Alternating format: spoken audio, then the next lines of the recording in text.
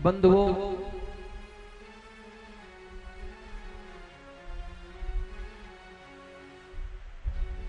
युधिष्ठिर जी महाराज ने यमराज से कहा कि देखो मैं अंदर तभी आऊंगा जब ये कुत्ता भी मेरे साथ अंदर आएगा। शास्त्रों में लिखा हुआ है कि कुत्ता को घर के अंदर रखना नहीं चाहिए। घर के अंदर कौन रहता है? घर के अंदर रहती है गाय और घर के बाहर रहता है कुत्ता। पहली रोटी गाय की और आखिरी रोटी कुत्ता की। जीवन की शुरुआत गाय से है और जीवन का अंत कुत्ते से। कुत्ता क्या है? कुत्ता शमशान का पशु है, हमारा शमशान का। भगवान काल भैरव का वाहन है कुत्ता, भैरवनाथ का वाहन है कुत्ता। और आज का जमाना देखो, गैया तो काऊ के घर में नहीं मिलेगी पर कुत्ता सबके घर में मिलेगा महाराज। गैया की जगह कौन ले ली? कुत्ता ने। और तुलसी नहीं मिलेगी काऊ के घर पे, और मनी प्लांट सबके घर पे मिलेगा। प्रेम से बोलो जय श्री कृष्णा। गैया की जगह पे कुत्ता और तुलसी की जगह पे मनी प्लांट, धन को पौधा, पैसा बढ़ना चाहिए कैसे।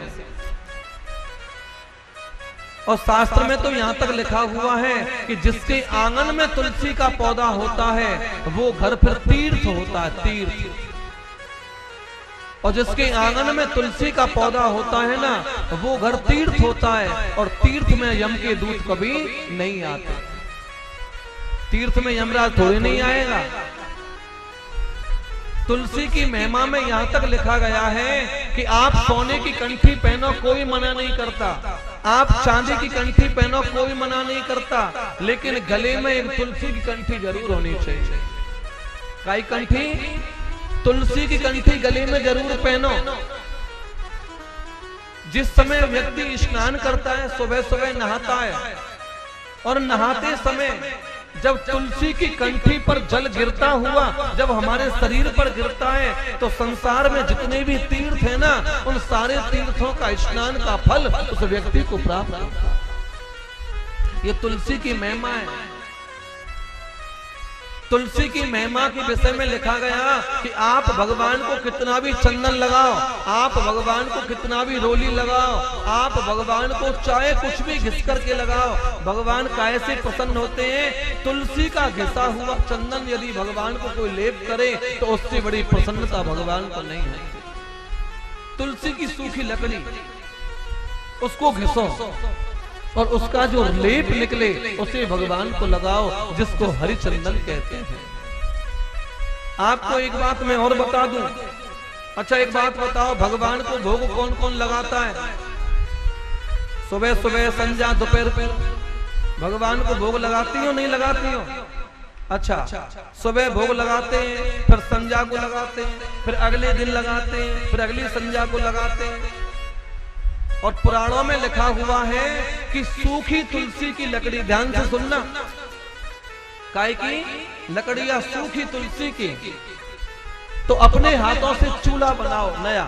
जो घर में चूल्हा चल रहा है वो नहीं, नया चूल्हा बनाओ और नए चूल्हे को सुखा करके उसमें तुलसी की लकड़ी लगाओ और तुलसी की लकड़ी से नए पात्र में भगवान का भोजन बनाओ। काय की आंच पे सूखी तुलसी की लकड़ियां, बाकी अग्नि से भगवान को भोजन पकाओ और उस भोजन को भगवान का भोग लगाओ। 10,000 वर्ष तक का तुमने भगवान को भोजन करा दिया। इतनी महिमा है तुलसी की लकड़ी। कितने साल तक भगवान तृप्त हो गए? 10,000 वर्ष तक भगवान तृप्त हो गए।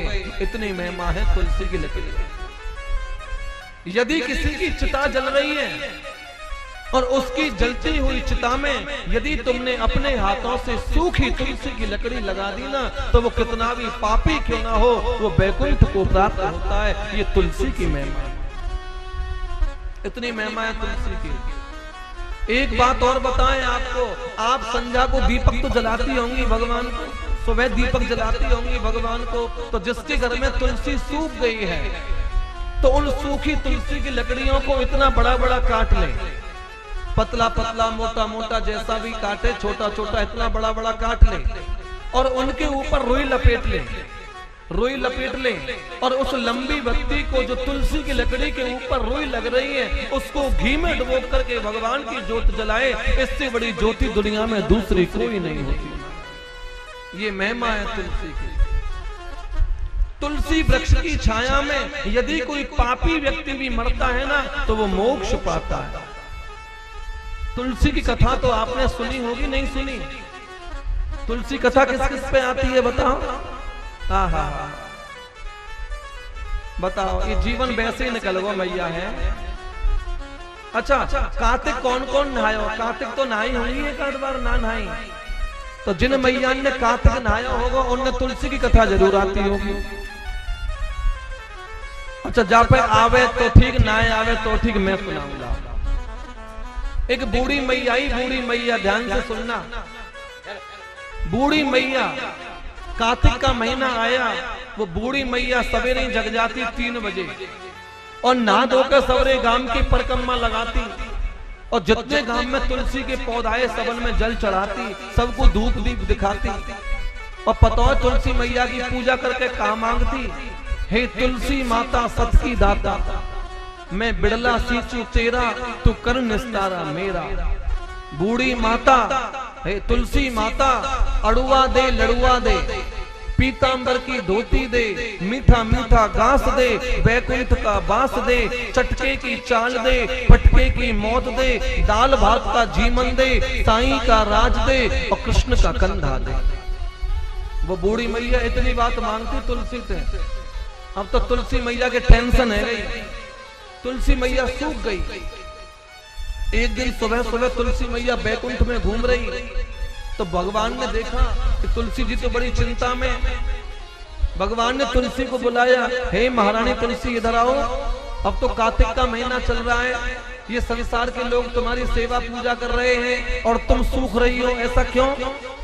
तो तुलसी मैया बोली, सूखने को एक ही कारण है। कहा, एक अम्मा है, अम्मा कुरका गांव की एक अम्मा है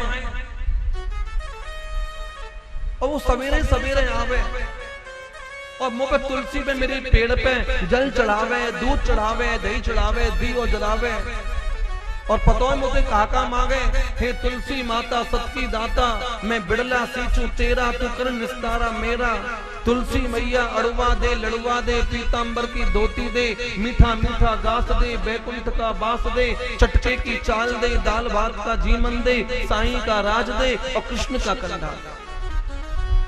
इतनी बात मांगे महाराज, मैं बापू सबका छू दे दूंगी, लेकिन अंत में वो न्यों के कृष्ण को कंधा दे, जाए कहां से जाऊंगी, बस जई टेंशन में सूख रही।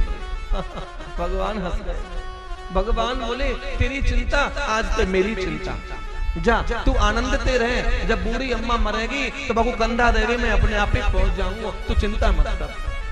और कुछ समय बाद वो अम्मा मर गई। अब अम्मा मर गई तो गांव वाले लोगों ने तैयारी शुरू कर दी ले जाने की। अब तो वो काठी बनाई, अब तो अम्मा काऊ पे नहीं उठे। अम्मा इतनी भारी है गई कि सवरे गांव के ने जोर लगा लिया पर अम्मा हिले नहीं। अब तो गांव के का कह रहे, ढोंगे नहीं, एक नंबर की ढोंगी अम्मा ही। सवेरे जग जाई 3 बजे, सवरे गांव में कील देगी महाराज, सवरे गांव की परिक्रमा देगी, सवरे तुलसी गिरा देगी जाने गांव की। देख ले, इतने पाप नहीं उठाऊ ना रही, उठेगी कैसे? उठेगी तो कृष्ण की कंधा पे। भगवान आए, छोटे से ब्राह्मण बन के भगवान पधारे। भगवान ने गांव वालों से पूछा, भाई काहे की भीड़ है? गांव वाले बोले, एक ढोंगी अम्मा मर गई है, ढोंगी अम्मा उठाऊ ना रही। भगवान बोले, मैं उठा के देखूं? गांव वाले बोले, तू देख ले उठा के। अब तो भगवान गए और वह अम्मा के कान में बोले, हे बूढ़ी माता, तू बिड़ला सींचे मेरा और मैं करूं निस्तारा तेरा। बूढ़ी माता, अड़ुआ दूंगा, लड़ुआ दूंगा, पीतांबर की धोती दूंगा, मीठा मीठा घास दूंगा, बैकुंठ का बास दूंगा, चटके की चाल दूंगा, पटके की मौत दे दी, दाल भात का जीवन दूंगा, साईं का राज दूंगा, ले अब मैं अपना कंधा दूंगा। और जैसे ही अम्मा के कान में ये शब्द गए, अम्मा फूल सी हल्की हो गई और नारायण के कंधे पर बैठ के बैकुंठ को प्राप्त हो गई। वो तुलसी महारानी जय। ये महिमा है और यही महिमा है गाय की। लेकिन ये कली का प्रभाव है महाराज। गैया बेचारी बड़ी कष्ट में है। कुछ तो देखो श्राप लगा हुआ है सीता मैया का, गाय को, ब्राह्मण को, तुलसी को, फल्गु नदी की धारा को, इनको सबको श्राप दिया था सीता महारानी ने। गाय को भी श्राप है, लेकिन चलो उस गाय का कोई कर्म बिगड़ गया, उसको श्राप लग गया, लेकिन तुम अपना कर्म क्यों बिगाड़ रही हो? तुम्हारा तो काम है गाय की सेवा करना। पहले हर घर से गाय की रोटी निकलती थी, तो महाराज जब रोटी निकलती थी ना तो तभी गैया को जाती थी। लेकिन अब तो महाराज 4-4, 5-5 दिन की रोटी इकट्ठी है जाए। 4-5 दिन तो मैंने कम बताए, कम से कम 1 महीना की रोटी वह चिल्ली में लटकी रहे रसोई में, और रोटी में फफूंदी लग जाए, रोटी में लाल किला के अंडा आ जाए, और फिर बिन रोटी में गैया को डाल के जाए। बिन रोटी में तुम खा के देखो महाराज, खा लोगी का? गैया को बेचारी को मसूड़ो छिल जाते होगा, पापड़ बन जाए रोटी। बा रोटी हम गैया को खवा रहे हैं, मत खवा। गैया तुमसे ये नहीं कह रही आकर के कि मुझे रोटी खिलाओ। अगर खिला सकती हो तो ताजा रोटी गाय को खिलाओ। अगर सामर्थ्य नहीं है ताजा रोटी खिलाने की, तो 1 मुट्ठी आटा घर से अलग निकाल दिया करो कि भाई ये पहली मुट्ठी गैया के नाम की। जब घर में कोई रोटी वाला नहीं है तो 1 मुट्ठी आटा निकाल दो गाय के नाम का, और उस आटे को इकट्ठे करते जाओ और गौशाला में या गाय को उस आटे को भूसी में मिला करके खवा दो, भूस में मिला के खवा। लेकिन वो सूखी रोटियां 10-10 दिन की गाय को मत खिलाओ। अच्छा, और कुत्ते की भी सेवा करनी चाहिए। रास्ते में कुत्ते मिलते हैं, जब हम यम के दरवाजे पर जाते हैं ना तो रास्ते में कुत्ते मिलते हैं, और पुराणों में लिखा हुआ है कि देवताओं के यहाँ पर एक कुत्ता और कुतिया दोनों रहते हैं, उनका नाम है श्याम और सबल। श्याम और सबल नाम के जो कुत्ते हैं वो आदमी का मांस भक्षण करते हैं यदि हम उनकी सेवा नहीं करते। डालना चाहिए, उनको भी टूका डालना चाहिए, लेकिन अब तो लोग डालते ही नहीं। पहले बाबा जब थाली पर भोजन करने के लिए बैठता था ना, तो पहली 1 रोटी है तो वो बराबर ही कर देता। रोटी का एक हिस्सा तोड़ा, चिड़ैयाओं को छोटे छोटे से टुकड़े बनाए, नाती के हाथ में दे दी, ले ला चिड़ैया को डारिया। फिर आधी में से आधी रोटी करी, ले ला कुत्ता को खवाया, ले ला गैया को खवाया। जब 3-4 जगह रोटी निकाल देता तब तो बाबा रोटी खावे बैठतो। अब तो महाराज हाउ हक का जमाना है, अब नहीं निकालता कोई, ना बाबा निकाले ना अम्मा। अम्मा ने तो टाइम कहाँ है, बतरावे थे फुर्सत ना है, अम्मा ने तो रोटी तो जब निकाल। मैं ना देखूं काऊ और सब कचू ये जमाना है। पुराणों में लिखा हुआ है कि कुत्ते की सेवा करो, लेकिन कुत्ते को घर के अंदर मत रखो। जिस भोजन पर कुत्ते की दृष्टि पड़ जाती है ना, वो भोजन पर प्रेत भोजन हो जाता है। देवता तो छोड़ो, मनुष्यों के भी वो भोजन करने योग्य नहीं रह जाता। जिस घर में कुत्ता रहता है उस घर को कितना भी साफ करो, उस घर में कभी सफाई नहीं रहती महाराज। कुत्ता जब एक बार अपने शरीर को हिलाता है ना, तो हजारों बाल उसके शरीर से गिर जाते हैं। और कुत्ते का एक बाल भी यदि भोजन में चला गया तो वो भोजन फिर मनुष्यों के और देवताओं के योग्य नहीं रहता, वो फिर राक्षसों का भोजन हो जाता है। इतना विधान लिखा हुआ। कुत्ता घर के बाहर का पशु है, सेवा करिए, सेवा करने की हम मना नहीं कर रहे, आप सेवा करिए। अब तो धर्मराज जी कुत्ते को साथ लेकर के पहुंचे। यमराज से बोले भाई आएगा तो ये भी अंदर आएगा, नहीं हम नहीं आएंगे। अंत में युधिष्ठिर जी पास हो गए और उस कुत्ते में से यमराज प्राकट्य हो गए और सदैव वो अंदर गए। प्रेम से बोलो जय श्री कृष्ण। सदैव अंदर गए। अंदर जाकर के चित्रगुप्त ने फाइल खोली। यमराज ने पूछा भाई युधिष्ठिर जी का खाता चेक करो। तो युधिष्ठिर जी बोले, चित्रगुप्त बोला कि खाता क्या चेक करें, इनके खाते में कोई भी पाप नहीं है। इन्होंने अपने जीवन में एक झूठ बोला है। कितना झूठ बोला है? एक झूठ। युधिष्ठिर जी हंस करके बोले चित्रगुप्त से, फाइल को अच्छी तरह से देखो, मैंने अपने जीवन में कोई भी झूठ नहीं बोला। चित्रगुप्त ने फाइल को फिर अच्छी तरह से देखा। चित्रगुप्त हंस करके बोला एक झूठ लिख रही है महाराज, एक तो लिख रही है। युधिष्ठिर ने पूछा वो एक झूठ कौन सी है? तो चित्रगुप्त ने बताया कि जिस समय युद्ध हो रहा था महाभारत का, तो अश्वत्थामा मारा गया, ऐसा तुमने बोला। युधिष्ठिर जी बोले मैंने बोला, लेकिन मैंने अपनी मर्जी से नहीं बोला, नारायण ने बुलवाया था। जाकर के नारायण को बुलवाओ, पूछो उनसे कि बुलवाया कि नहीं बुलवाया। भगवान आए, भगवान ने कहा युधिष्ठिर जी से कि मैंने क्या कहा था बोलने को? तो युधिष्ठिर जी बोले आपने कहा था कि युधिष्ठिर कह दे अश्वत्थामा मारा गया। तो युधिष्ठिर जी से भगवान बोले इतना ही तो कहा था? बोले हाँ। और तूने क्या कहा? बोले मैंने कहा था अश्वत्थामा मारा गया, नरो वा कुंजरो। ये दो बात और जोड़ दी महाराज मैंने। तो भगवान बोले इन्हीं दो बातों के लिए चक्कर लगाना पड़ेगा। बोले काहे कहा? बोले नरक। बोले जहां तक मैंने बुलवाया था वहां तक बोलने का कोई पाप नहीं है, लेकिन जहां तूने अपनी बुद्धि लगा दी वहीं तुझे दंड भोगना पड़ेगा। तो अपनी बुद्धि मत लगाओ महाराज। जाई विद राखे राम ताई विद रहिए, और सीताराम सीताराम सीताराम भगवान के ऊपर छोड़ दो। अब तो यमराज को युधिष्ठिर जी को नरक का चक्कर लगाना पड़ा। भागवत जी में लिखा हुआ है कि 84 लाख नरक हैं। कितने? 84 लाख। प्रेम से बोलो जय श्री कृष्ण। अच्छा योनियां कितनी है? 84 लाख योनि हैं, और एक एक योनि के लिए एक एक नरक बना। 84 लाख नरक हैं, जिनमें से 21 नरक प्रधान। 21 माने 21, ये ऐसा समझो हेड क्वार्टर है, और बाकी की छोटी छोटी उनकी शाखाएं हैं। नरक जानते हो क्या है? नरकों में नरक ऐसा समझो पापों को फिल्टर करने की मशीन है नरक। हम जो पाप कर रहे हैं ना, ये पाप नरकों में जाकर के फिल्टर होंगे। गंगा नहाए थे पाप फिल्टर ना होए। अगर अनजाने में कोई पाप हो गया हो तो हो सकता है गंगा स्नान से वो अनजाने का पाप धुल जाए, लेकिन जानबूझ के जो पाप किए गए होंगे ना, उनको तो यमराज का डंडा ही धोता है। नरकों में जाकर के वो फिल्टर होते हैं। गंगा में नहाए थे पाप फिल्टर है जाए, तो गंगा जी में तो मगरमच्छ पड़े रहे महाराज, मछली पड़ी रहे, जी मोक्ष को क्यों नहीं पा जाए? वो योनियां ही खत्म हो जानी चाहिए। नहीं, 84 लाख नरक हैं। युधिष्ठिर जी ने जब ये नजारा देखा हृदय कांप गया। नारायण से बोले कि जीव को इन नरकों में आना ना पड़े।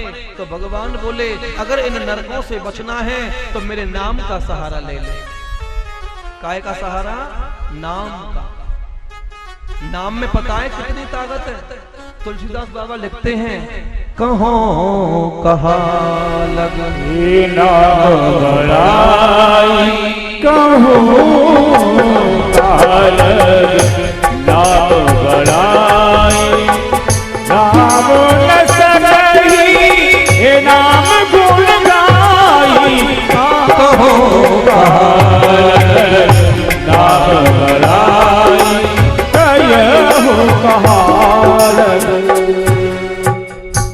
कहो कहा लग नाम बड़ाई, और राम न सकई नाम गुण गाई। भगवान राम को भी नहीं पता कि मेरे नाम में कितनी ताकत है। पता है नाम में कितनी ताकत है? पत्थर पर लिख दिया राम, तो पत्थर पानी पे तैर गया। जब पत्थर पानी पे तैर सकता है तो क्या हम पानी पे नहीं तैर सकते? हम भी तो भवसागर को पार हो सकते हैं, लेकिन कब? जब नाम को लेंगे। और जब नाम को लेंगे ही नहीं तो फिर कल्याण कैसे होगा? नाम की महिमा में सबसे बड़ी कथा है अजामिल की कथा। अजामिल जैसा पापी अपने बेटा नारायण को पुकार रहा था, और बस उसी से उसका कल्याण है। हे नारायण बचा, ऐसा उसने अपने बेटे से कहा। तुरंत नारायण के पार्षद आ गए और उसको मोक्ष मिल गया। जो अपने बेटे नारायण को पुकार करके मोक्ष पा सकता है, तो क्या हम उस नारायण को पुकार करके मोक्ष नहीं पा सकते? युधिष्ठिर ने पूछा कि महाराज ये जिह्वा पर नाम आता नहीं है। भगवान बोले नाम आए, यही तो आदत डालो। भागवत जी में लिखा हुआ है कि बचपन में जो भजन करता है उसका भजन अमृत के समान है। काय के समान है? अमृत के। बचपन में किया गया भजन अमृत के समान, जवानी में किया गया भजन दूध के समान, और बुढ़ापे में किया गया भजन पानी के समान। अब जो बुढ़ापे में भजन कर रहे हैं ना, वो तो पानी पी रहे हैं, और जो जवानी में भजन कर रहा है वो दूध पीता है। और जो बचपन से ही भजन करने की आदत डालता है ना, बस उसको अमृत मिलता है। जो जवानी में भजन करेगा उसका बुढ़ापा सुधरेगा, और जो बुढ़ापे में भजन करेगा ना, उसकी अगली योनि सुधरेगी। गति की गारंटी नहीं है। गति कब होगी? जब प्राण निकल रहे हो और उस समय गोविंद का नाम जिह्वा पर आए। और वो कब आएगा? जब बचपन से आदत डले। एक बात याद आई हमको, ध्यान से सुनना। एक सुनार है, सुनार। सुनार तो जानते होंगे, सोनी जी जो सोने चांदी का काम करता है, सुनार। एक सुनार है, बचपन से ही दुकान पे बैठा था। बचपन से 4-5 साल का रहा होगा, तब से ही सोना खरीद रहा है, सोना बेच रहा है, सोना खरीद रहा है, सोना बेच रहा है। 10 का खरीदता है, 15 का बेचता है, 15 का खरीदता है, 20 का बेचता है। उसका जीवन सोना खरीदने में और सोना बेचने में निकल गया। पैसे की कोई कमी नहीं है, भरा पूरा परिवार है। अब सोनी जी का बुढ़ापा आ गया, सुनार का बुढ़ापा आ गया महाराज। और जैसे ही बुढ़ापा आया तो सोनी जी लेटे हुए हैं घर में, बुखार चढ़ रहा है। डॉक्टरों को बुलाया गया, डॉक्टर ने थर्मामीटर लगाया। थर्मामीटर जानते हो? बुखार नापने का यंत्र होता है। डॉक्टर ने सोनी जी के मुंह में थर्मामीटर लगाया। 2 मिनट बाद थर्मामीटर निकाला। डॉक्टर ने थर्मामीटर देखा, डॉक्टर बोला 102। डॉक्टर क्या बोला? 102। तो डॉक्टर ने तो बुखार बताया 102। तो सुनार के कानों में ये शब्द गया 102। तो सुनार ने सोचा किसी ने सोने का भाव बता दिया। सुनार बोला बेच दे, बेच दे, 90 का लिया था 102 हो गया, बेच दे, बेच दे, 90, 102। और प्राण निकल गए, प्राण निकल गए। कहने का भाव है, अगर वो सुनार बचपन से राम नाम लेने की आदत डालता तो आज उसकी जिह्वा से नाम निकलता। लेकिन उसने तो वही 10, 20, 50, 100 यही बोला, सोना चांदी, सोना चांदी कहते हुए प्राण निकला। अरे राधे राधे, हे राधे राधे, राधे कहने की आदत सी हो गई है। राधे राधे, राधे कहने की आदत सी हो गई। जी के चरणों में रहने की आदत सी हो गई है। राधे राधे, राधे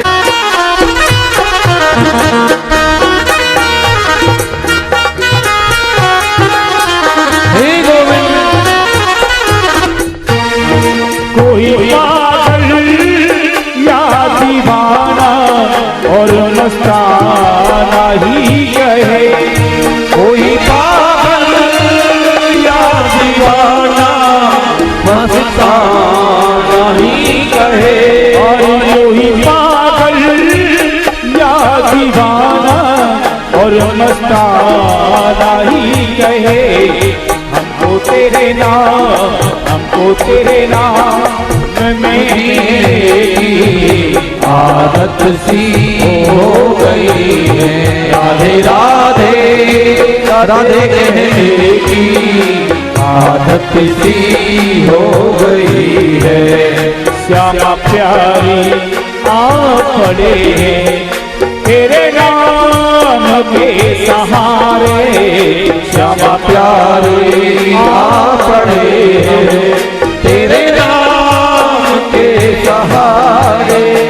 हे राधे राधे, राधे राधे, राधे राधे, राधे राधे, राधे राधे, राधे राधे, राधे राधे, राधे राधे, राधे राधे, राधे राधे, राधे राधे, राधे राधे, राधे राधे, राधे राधे, राधे राधे, राधे राधे, राधे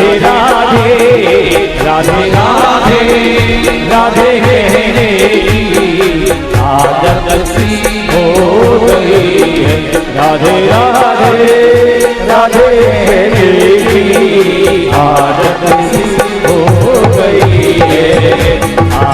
हो गई है। बोलो भागवत भगवान की जय जय राधे श्याम। ना बोला देखो महाराज, हम तुम्हारे आश्रम में रह तो लेंगे, गाय की सेवा हमसे करवा लो, कोई मना नहीं है। आश्रम में झाड़ू पोछा करवाओ, कोई मना नहीं है। आश्रम में रोटी पानी मनवानी हो, हमसे काम करा लेना, कोई मना नहीं करेंगे। लेकिन कभी ये मत कहना कि भगवान का नाम लो, ये हमसे नहीं लगेगा। हमने ऐसे बहुत लोग देखे हैं कि जिनकी जिज्ञा से कभी राम का नाम आता ही नहीं है। चाहे दिन भर वो खामा-खा की बातें करते रहेंगे, पर जब भगवान के नाम की बात आती है ना, तो माथे में दर्द हो जाता है। ऐसे बहुत परिवार हमने देखे। काऊ को तो ऐसा स्वभाव हो महाराज कि काऊ के घर में पंडित जी गए और वह धनी के माथे में दर्द शुरू हो जाए। पंडित ये देख के दर्द शुरू हो जाए। और कब तक दर्द रहे? जब तक घर में पंडित जी रहे। पंडित जी गए और धनी को दर्द ठीक है। तुलसी पिछले पाप से हर चर्चा न सुहाए, और जैसे ज्वर के बेग से भूख विदा। जब बुखार आता है ना तो अन्न कड़वा लगता है। बुखार में कितना भी बढ़िया पकवान क्यों ना हो, वो कड़वा लगता है। ऐसे पापी व्यक्ति को भगवान की कथा बड़ी बुरी लगती है। वो तो आफत समझता है। कथा सुनने वाले के लिए तो अथाह है, और न सुनने वाले के लिए बहुत बुरी व्यथा बीमारी। तो वो व्यक्ति बोला साधु से कि काम कितना भी करवाना, लेकिन कभी ये ना कहना कि राम राम बोलो, हमसे यही नहीं बोला जाएगा। साधु बोला कोई बात नहीं है, एक दिन ऐसा आएगा कि तू भी राम बोलेगा। अब साधु के यहाँ पर वो व्यक्ति आश्रम में रह गया। आश्रम की खूब सेवा पूजा करता है, खूब खाता है। एक दिन वो गुरुजी के संग में वन में लकड़ी लेने के लिए गया, यज्ञ की समझा। अब तो गुरुजी लकड़ी बीन रहे हैं, अब वो व्यक्ति भी लकड़ी बीन रहा है। तो गुरुजी ने मौका देखा, बोले इसका मूड अच्छा है। तो गुरुजी बोले भाई चेला, एक बार कह दे जय श्री राम, एक बार कह दे जय श्री राम। तो चेला बोला काम कितना भी करवा लो, पर ये नहीं बोलेगा। तो गुरुजी ने बार बार कहा, देख तुझे आश्रम में रहते रहते 6 महीने हो गए, हमने तुझसे कभी कहा था नाम लेने की? बोले नहीं कहा। बोले आज कहता हूं, एक बार ले, मेरे कहने से एक बार ले ले। तो जब गुरुजी ने ज्यादा जिद की तो उसने कह दिया जय श्री राम।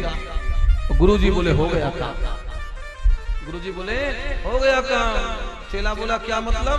तो गुरुजी ने कहा देख तूने अपने मुख से एक बार जय श्री राम बोला है।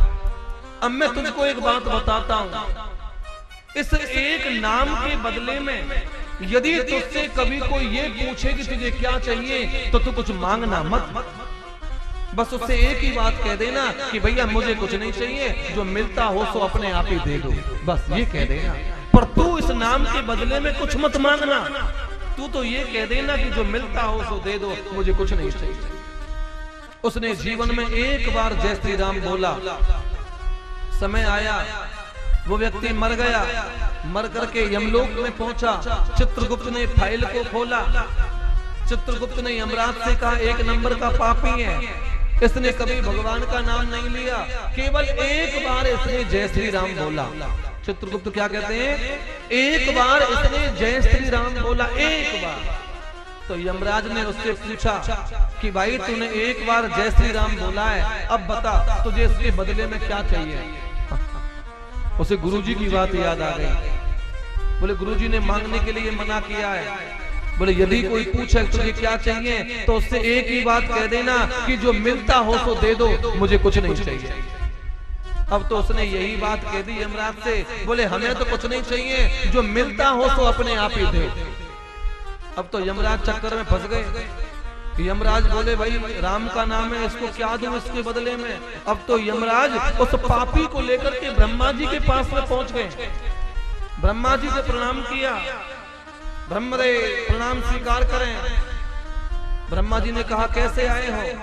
यमराज बोला एक पापी है जिसने एक बार जय श्री राम बोला है, अब इसके बदले में से क्या दूं ये मेरी समझ में नहीं आ रहा। ब्रह्मा जी बोले भाई है तो भगवान का नाम, ऐसा करते हैं शंकर जी के पास चलते हैं, वो तो 24 घंटा राम राम राम राम जपते रहते हैं, वो ही बताएंगे क्या देना चाहिए।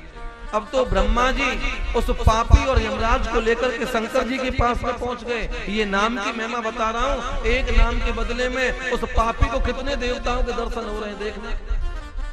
शंकर जी के पास में पहुंच गया पापी, ब्रह्मा जी ने शंकर जी को प्रणाम करी, यमराज ने प्रणाम करी, पापी ने भी प्रणाम कर। शंकर जी ने पूछा कैसे आना हुआ?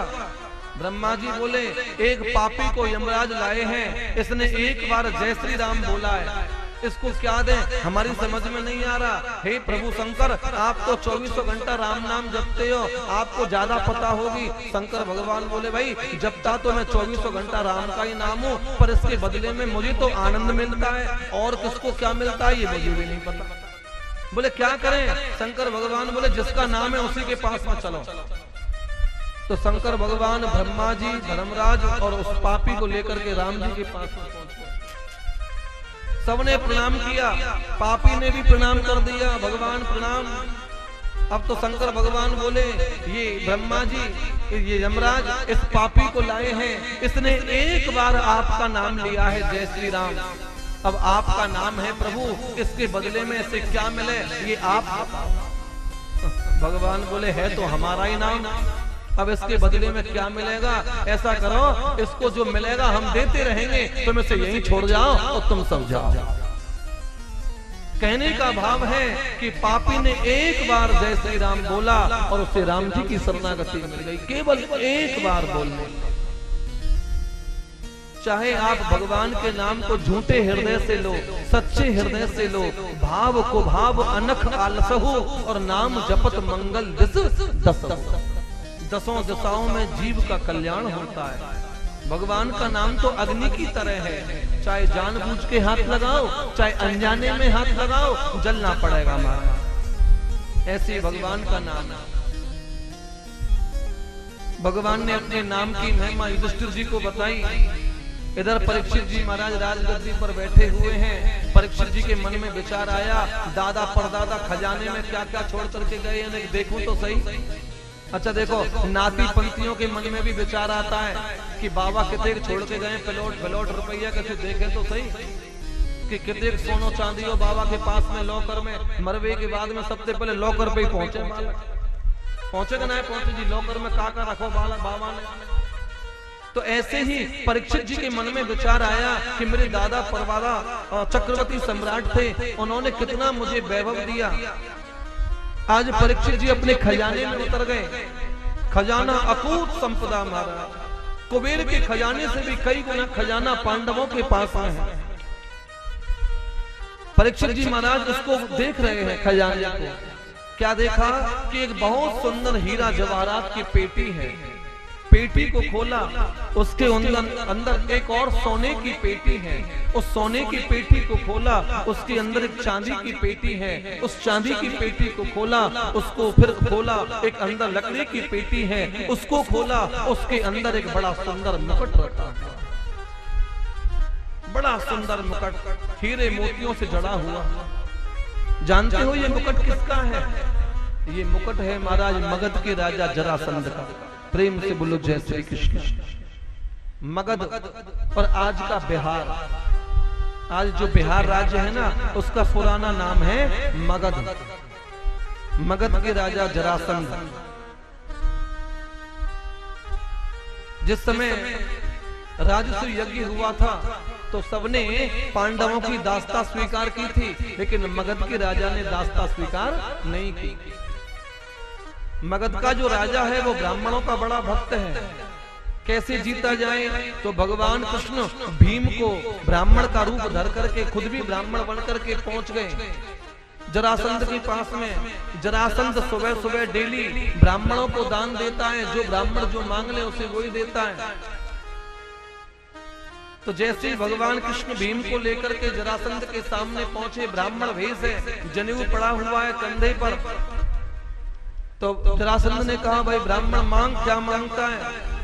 भगवान बोले जरासंध यदि देना चाहता है युद्ध नो भिक्षाम देहि, युद्ध नो भिक्षाम देहि। काय की भिक्षा दे? युद्ध की भिक्षा दे।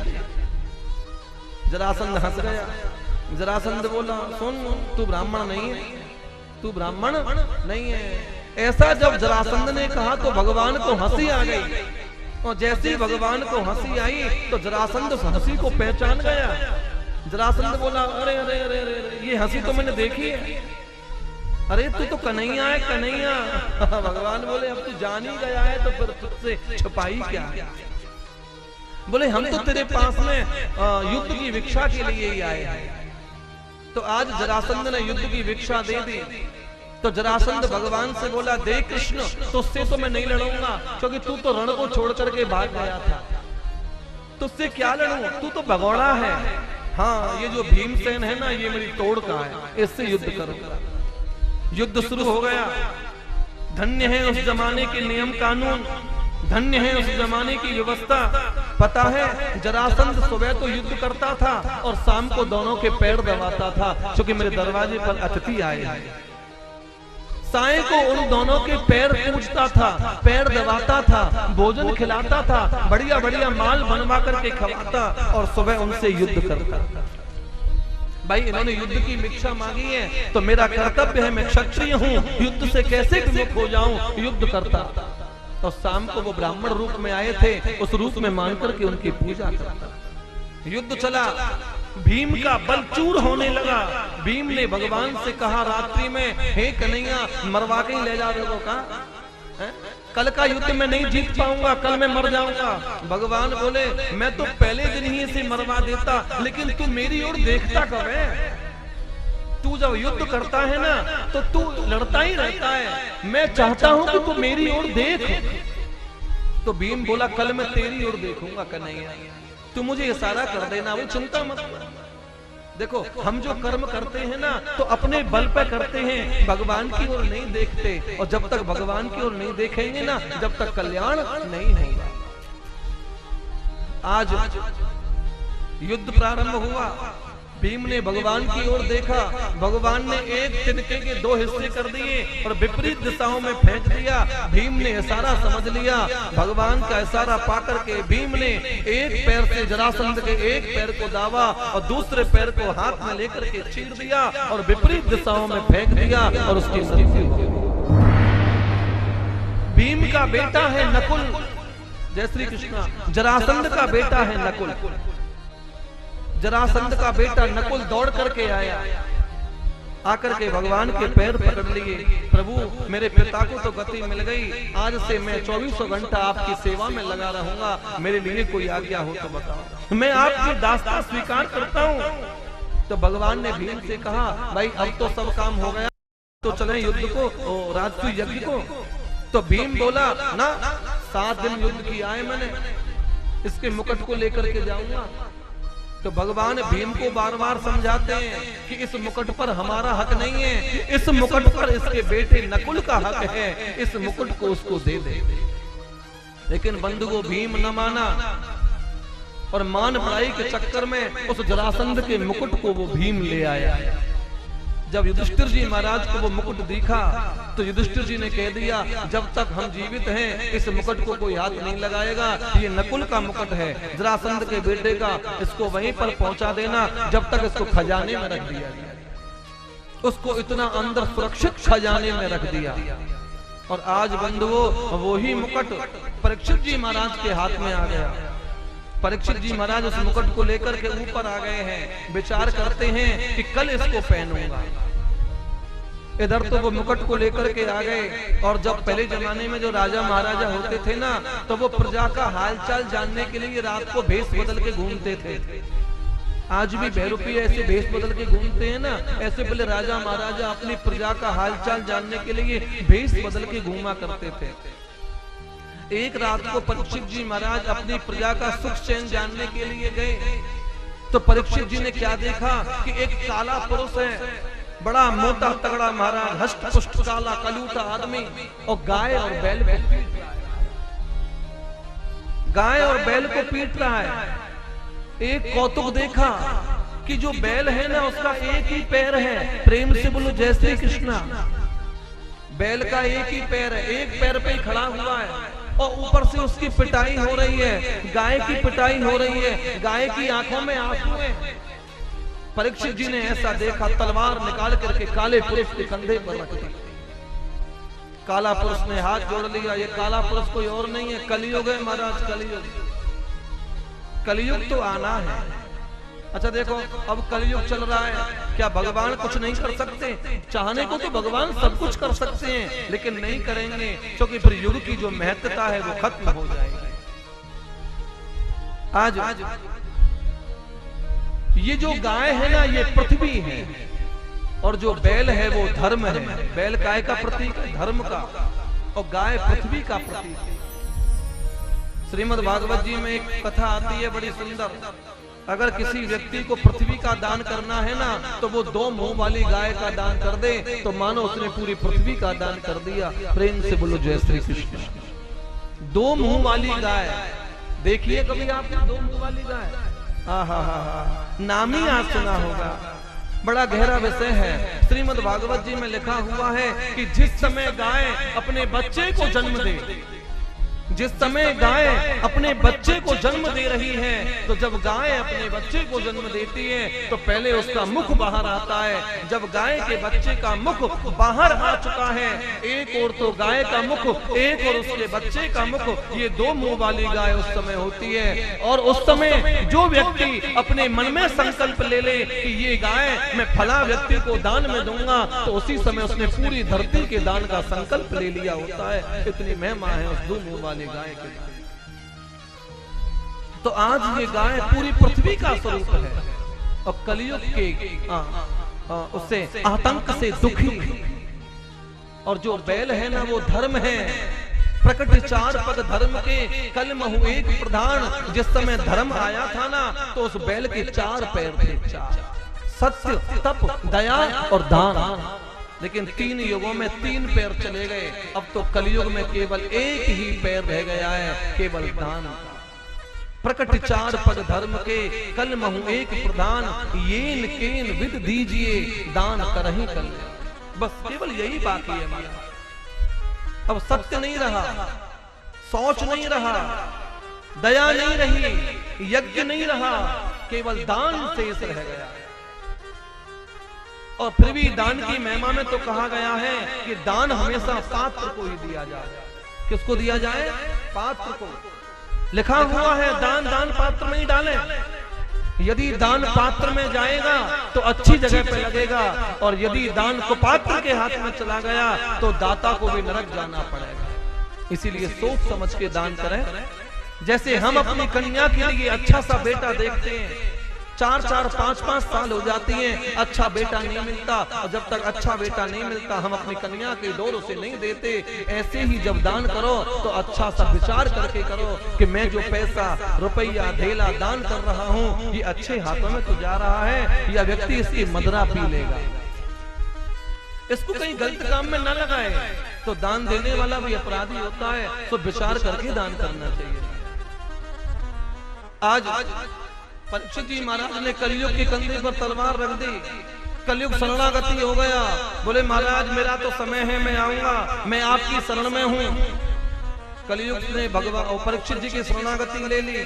परीक्षित जी ने कहा कि देख जा, मेरे राज्य में तो तू नहीं रहेगा। तो कलयुग ने कहा जो रहने के लिए 2-4 कमरा तो बनवा दो जिनमें मैं रह लूं। तो आज परीक्षित जी ने कहा कि दूत क्रीड़ा, यहाँ पर जुआ खेला जाता हो वहां पर तू रहना, मदरा पान जहाँ पर होता हो वहां पर तू रहना, यहाँ पर वैश्यावृत्ति होती हो वहां पर तू रहना। तो कलयुग ने हंस करके कहा ये सारे कमरे तो मेरे पास पहले से ही हैं, कोई नया कमरा बनवा, ये कमरा तो मेरे पास पहले से ही है। तो उसी समय परीक्षित जी के मुख से निकल गया कि स्वर्ण में तेरा वास होगा। किसमें? सोने में। 88,000 ऋषियों ने पूछा कि सोने में तो नारायण वास करते हैं, भगवान की विभूति है सोना। भगवान की विभूतियों का जब आप अध्ययन करोगे तो भगवान कहते हैं धातुओं में मैं सोना हूँ, अहम धातु कांचनस्मिन, धातुओं में मैं सोना हूँ। वेद कहता है हिरण्यगर्भ संवर्त तागरे, हिरण्यगर्भ भगवान की नाभि में, भगवान की टुंडी में सोना रहता है, और जिसमें सोना बसता है जो नारायण की धातु है, उसमें कलयुग कैसे आ गया? तो पता है कलयुग कौन से सोने में रहता है? जो अनीति से धन कमाया गया हो। जब सिर का पसीना एड़ी पे आ जाए, उस 4 पैसा से सोना बनवाओ तो उसमें नारायण वास करता है। और एक बंदूक ले जा करके चौराहे पे खड़े हो जाओ, रास्ते में जो भी जा रहा है उसके माल को लूट लो और उससे सोना बनवाओ, उसमें नारायण वास नहीं करता, उसमें कली वास करता। पुरानी कहावत है, सोनो खोयो बुरो और सोना खो गया नारायण चला गया, सोना पा गया कलियुग आ गया। क्योंकि वो मेहनत का सोना नहीं है। तो आज परीक्षित जी के मुंह से निकल गया, सोने में तेरा वास होगा। वो कलियुग ने परीक्षित को प्रणाम किया। कलियुग के मन में विचार आया, एक दिन ऐसा आएगा कि मैं तेरे मस्तक पर बैठूंगा जब अपना रंग दिखाऊंगा। अगले दिन महाराज परीक्षित जी ने वही मुकुट पहना, तुरंत कलियुग प्रवेश कर गया। और कलियुग प्रवेश करते ही बुद्धि में विकार पैदा हो गया। जो राजा कभी शिकार नहीं खेलता, आज वन में शिकार खेलने को गया, थक गया, श्रृंगी ऋषि की कुटिया में पहुंचा। ऋषि नेत्र बंद करके भगवान का चिंतन कर रहे हैं। कलियुग के प्रभाव से परीक्षित जी के मन में विचार आ गया, ढोंगी बाबा है ढोंगी। ये विचार किसका है? कलियुग का। द्वापर त्रेता सतयुग में तो साधु संतों को देखते थे तो प्रणाम करते थे, और अब कलियुग में क्या भाव है? अरे ढोंगी है, एक नंबर को ढोंगी।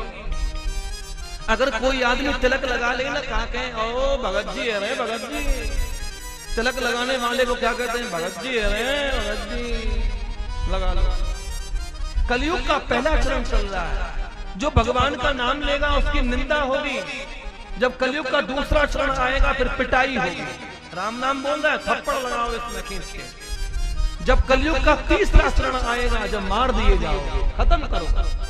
और जब कलियुग का चौथा चरण आएगा, जब कोई दुबक छपक के किसी कंदरा में नारायण का नाम लेगा, तब कहीं जाकर के भगवान का। अभी तो पहला चरण चल रहा है महाराज, अभी तो निंदा हो रही है, पिटाई का नंबर अभी नहीं आया, पर आ गया है।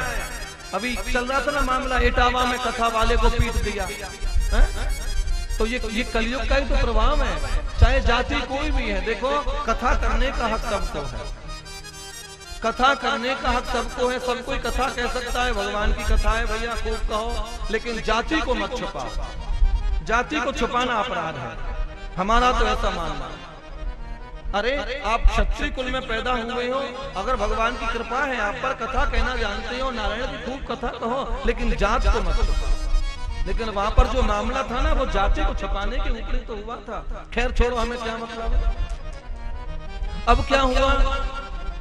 परीक्षित जी महाराज और मरे हुए सर्प को उनके गले में डाल दिया, लौट करके अपने महलों में पहुंच गए, अपने मुकुट को उतार करके रख दिया। और जैसे ही मुकुट को उतार करके रखा तो मन में वो जो विकार था वो खत्म हो गया। फिर मन में विचार आया, ओहो मुझसे गलती हो गई है, मैंने संत का अपमान कर दिया, मुझे अपराध का दंड मिलना चाहिए। और कुछ बालक ऋषि के पास में विद्या अध्ययन करने के लिए जाते थे। उन्होंने जाकर के देखा कि गुरुजी के गले में मरा हुआ सर्प पड़ा है। दौड़ करके समीप ऋषि के पास में गए, जाकर के अपना सारा हाल बता दिया। बोले पिताजी के गले में कोई मरा हुआ सर्प डाल गया। दौड़ करके वो ऋषि कुमार आया, अपने पिता के गले में मरा हुआ सर्प देखा, आव देखा न ताव, क्रोध में आकर के वो पिताजी का जो कमंडल रखा हुआ था उसको लिया, सीधे हाथ में जल और अभिमंत्रित कर दिया। इति लंगति मर्यादा, जिसने इस मर्यादा का उल्लंघन किया है, आज से ठीक 7वें दिन उसे यही तक्षक खा जाएगा। ठीक 7वें दिन उसे इसी तक्षक के काटने से मृत्यु हो जाएगी।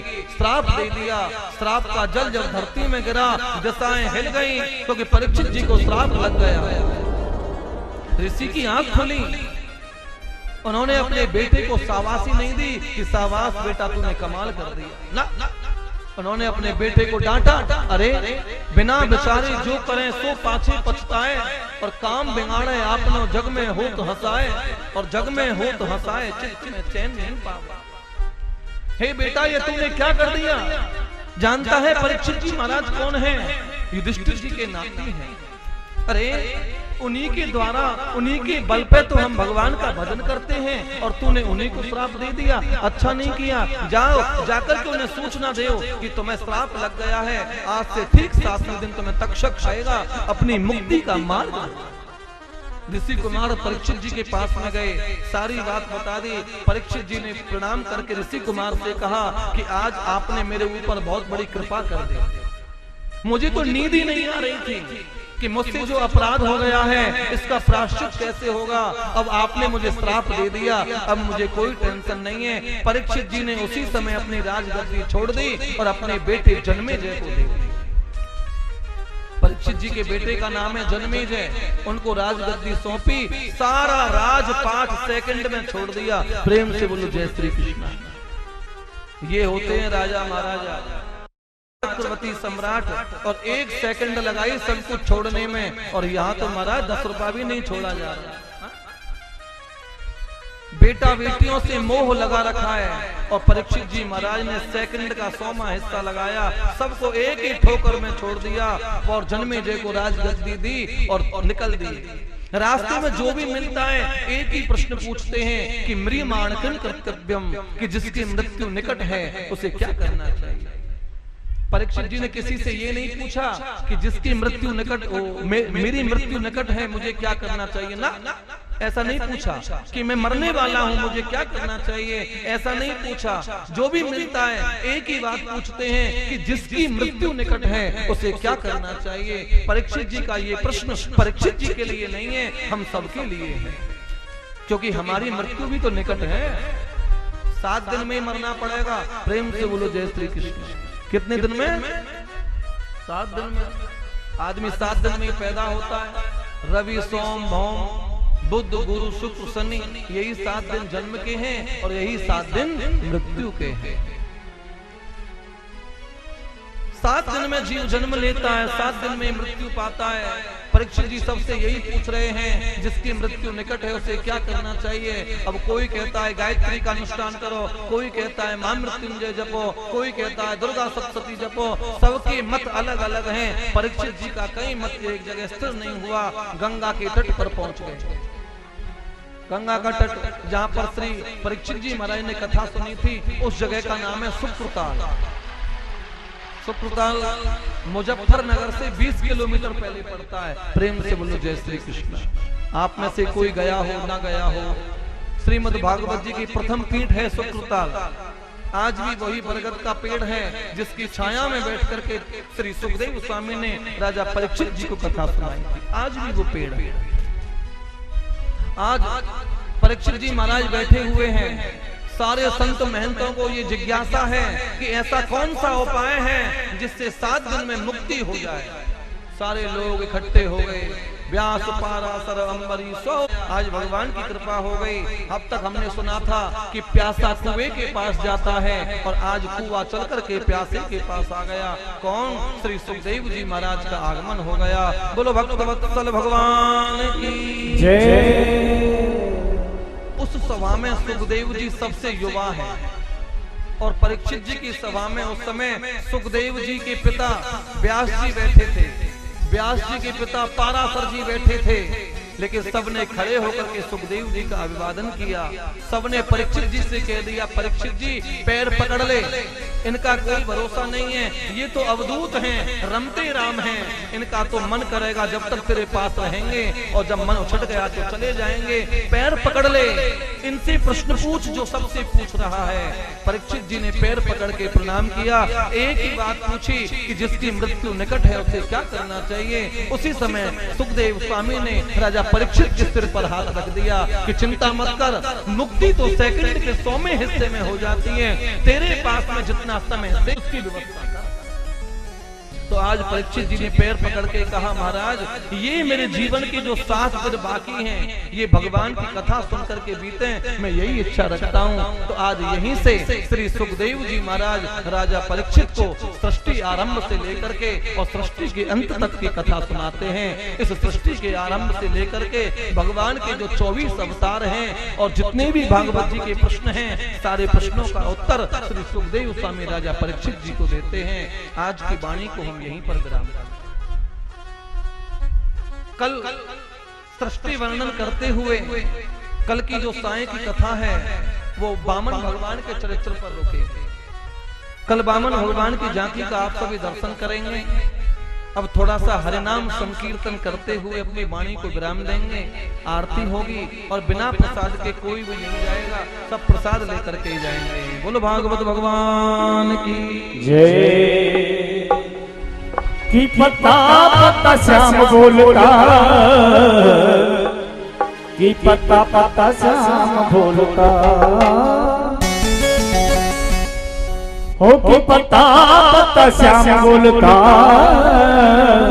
कि पता पता श्याम बोलता, राधा नाम की हो राधा पता श्याम बोलता, पता श्याम। सब खड़े हो जाइए, सब खड़े हो जाके दोनों हाथ उठा करके, कि पता पता श्याम बोलता, ये पता पता श्याम बोलता, राधा नाम की लगाई फुलवारी, लगाई पता श्याम बोलता।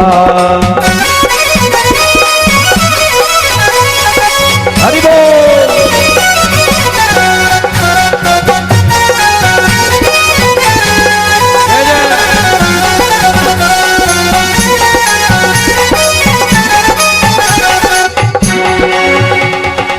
गली गली में हर पक्षी में जय खुशी, हर पक्षी में जय राम की लगाई फुलवारी, पता पता श्याम पक्षी राधा नाम की लगाई फुलवारी, के पता पता। परीक्षित महाराज वाले पधारे हैं, परीक्षित महाराज वाले पधारे हैं।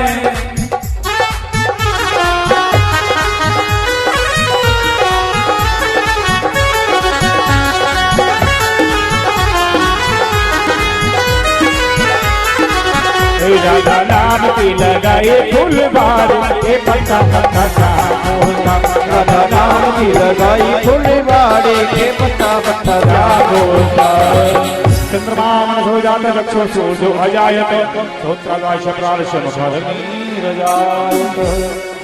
अरे बाके बिहारी तेरी आरती गाओ, बाके बिहारी तेरी, हे मोर मुकुट तेरे शीश पे सोहे, मोर मुकुट तेरे शीश पे सोहे, प्यारी बंसी मेरो मन मोहे, प्यारी बंसी मेरो मन मोहे, एक छवि बलहारी में जाऊं, बाके बिहारी तेरी आरती गाओ। चरणों से निकली गंगा प्यारी, चरणों से निकली गंगा प्यारी, इसने सारी दुनिया तारी, इसने सारी दुनिया तारी, उन चरणों में मैं शीश झुकाऊं, श्री बाकी बिहारी तेरी आरती गाओ। संग सुहेब सुभान दुलारी, संग सुहेब सुभान दुलारी, ललता दिख सब सखिया प्यारी, ललता दिख सब सखिया प्यारी, युगल छवि में तो दर्शन पाओ, श्री बाकी बिहारी तेरी आरती गाओ। प्यास दास के नाथ आप हो, प्यास दास के नाथ आप हो, सुख दुख जीवन प्यारे साथ आप हो, दुख दुख जीवन प्यारे साथ आप हो, तुम छोड़ में अब कहाँ जाओ, श्री बिहारी तेरी आरती गाओ। श्री हरिदास के प्यारे तुम हो, श्री हरिदास के प्यारे तुम हो, मेरे मोहन जीवन धन हो, मेरे मोहन जीवन धन हो। के बिहारी तेरी आरती गाओ। कर्पूर गौरम करुणावतारम संसार सारम भुजगेन्द्रहारम सदा वसंतम हृदयारविंदे भवं भवानी शरणं नमामि। त्वमेव माता जगदाध्वमेव त्वमेव बन्धु सदा त्वमेव त्वमेव भेदा द्रविडं त्वमेव सर्वं मम देव। ओम जलील शीतली करुणा ज्वाला मालिनी नमः। ओम धौ शांति अंतरिक्ष गौ शांति पृथ्वी शांति रापा शांति उघदयः शांति वनस्पतयः शांति विश्वे देवा शांति ब्रह्म शांति सर्वगुण शांति शांति देव शांति सामा शांति रेधि। ओम शांति शांति सुशांतिर्भवतु। पुष्प दे दीजिए सभी को, नीचे भी दे दो। सभी पुष्प ले लें।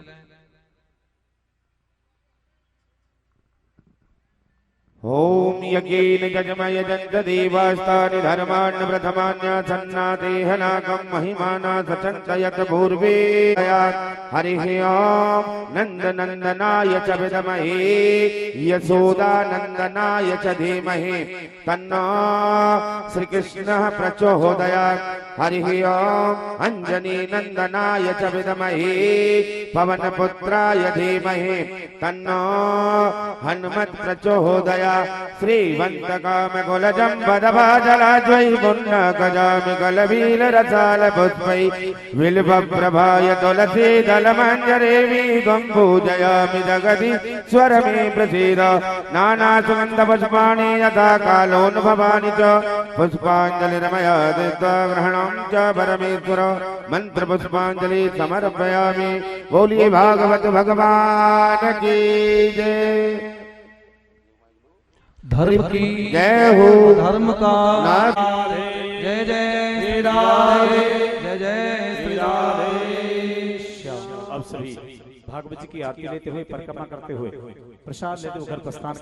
राधा राधा राधा राधा राधा हमारो धन राधा श्री राधा श्री राधा परम धन राधा श्री राधा श्री राधा हमारो धन राधा श्री राधा श्री राधा परम धन राधा श्री राधा श्री राधा।